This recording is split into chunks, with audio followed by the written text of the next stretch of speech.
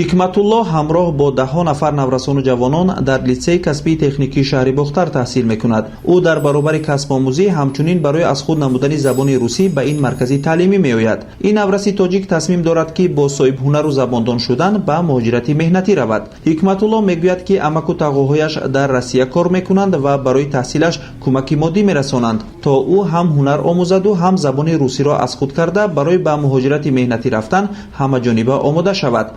мози касби челонгари автомобил хонда истодаем. баъди дарс маркази забономӯзӣ омада иловагӣ гирифта истодаем ки ба шаҳри Россия рафта азоб накашем ба муҳоҷирати меҳнатӣ.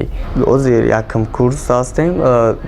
солига амун дуюм курси да 2 сола дуюм курси да мехонем. дипломро гирифта ба муҳоҷирати меҳнатӣ сафар мекунем.